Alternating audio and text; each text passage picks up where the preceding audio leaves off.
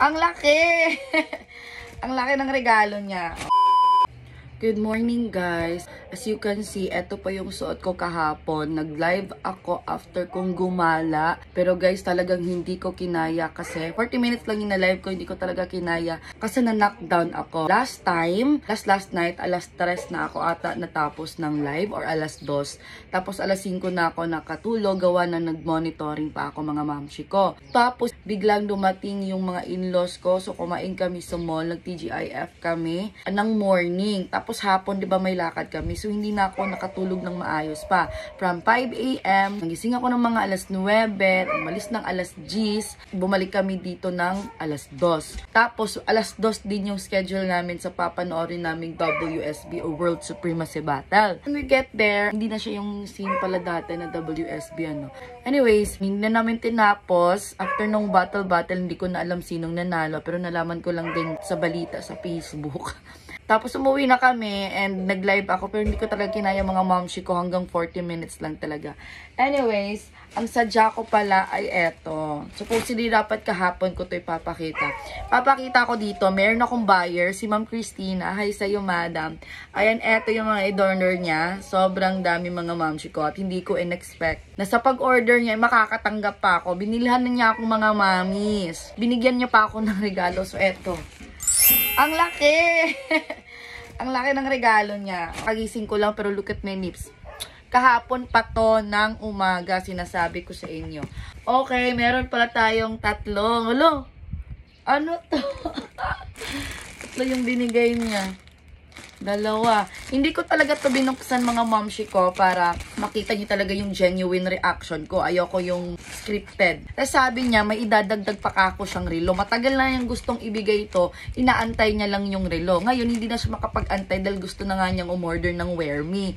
So, ihahabol na lang daw ako yung relo. O, diba? May ihahabol pa. Akalain niyo yun. So, anyways, buksan muna natin itong pinakamaliit. Ayan. Nakikita ko ng Mickey Mouse. Ay, hala!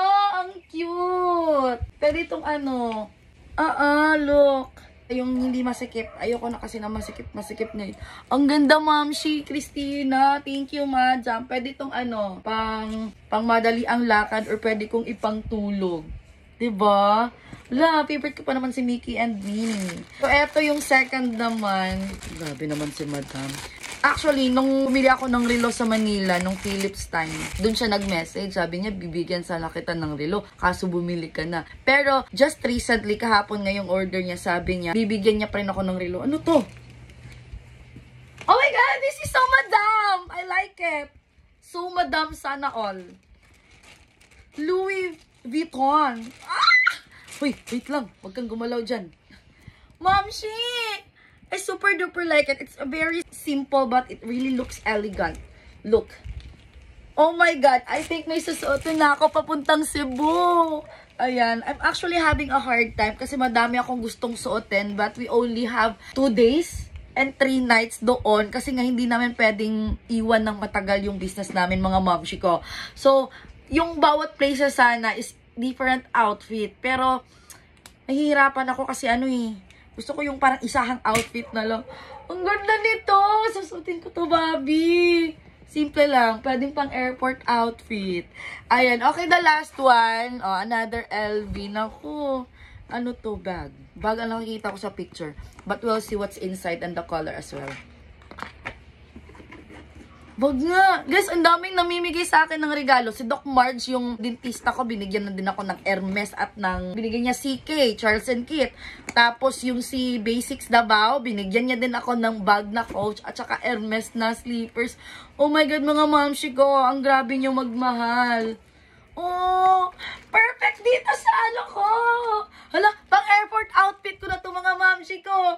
Hala, Ma'am Christina, maraming salamat. Oh my God, nakapanty lang ako. Mamshi, perfect ito. Ayun. Hala, hindi ko na problemahin ang susuotin ko mga mamshi ko. Ay, thank you so much. Abangan nyo na lang to na susuotin ko. Ma'am Christina, ayan, God bless you po. Maraming salamat. Napaka-cutie. Ayun.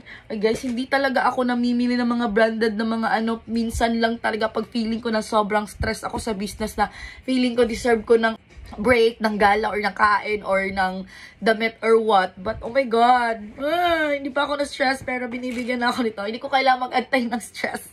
Ayun lang, thank you. Ay, guys, may lakad na naman kami ngayon. Eh, nakatulog na ako ng medyo mahaba-haba kanina. Okay. So, ayan, may check lang kami. And again, maraming salamat kay Ma'am Christina sa lahat ng mga parigalo mo, Ma'am Shiko. Good morning, oh. Good morning. Look pa yan. So, ayun lang. Thank you for watching. Next natin ako isot ito. Adios!